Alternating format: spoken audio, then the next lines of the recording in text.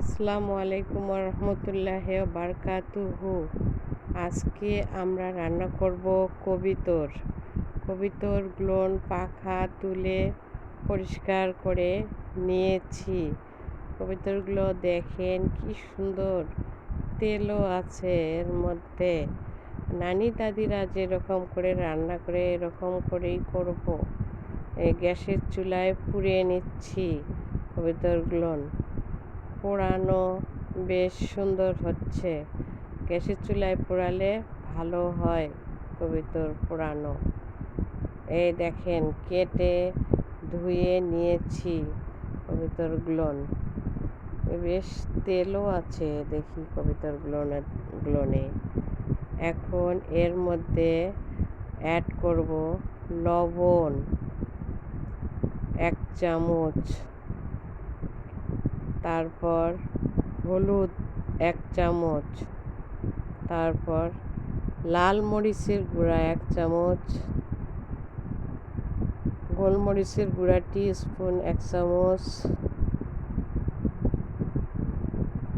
জিরা বাটা 1 চামচ, আদা বাটা 1 চামচ, রসুন বাটা 1 চামচ দিয়ে মেখে রাখবো 10 মিনিটের জন্য।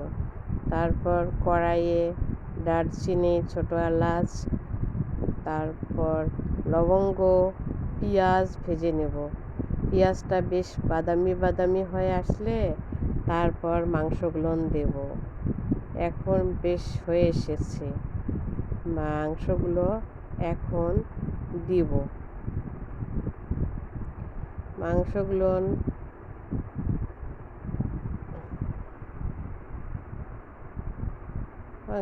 দেওয়ার পরে এখন বেশ নাড়ব।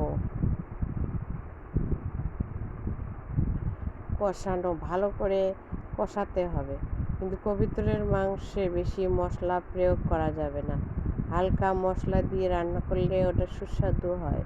কবিতরের মাংস আবার বেশি কড়া করা যাবে না। একটু বেশি যদি কড়াইয়ের মধ্যে লেগে যায় তাহলে মাংসটা খেতে ভালো লাগে না, তিতকুটে লাগে। এই দেখেন কি সুন্দর হয়ে এসেছে মাংসটা।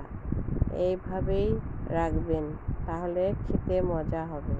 কবুতরের মাংসের ঝোল ভালো লাগে না, এরকম ভুনা তেলটা যখন বাইরে আসবে তখনই রান্নাটা শেষ করবেন, তাহলেই ভালো হবে।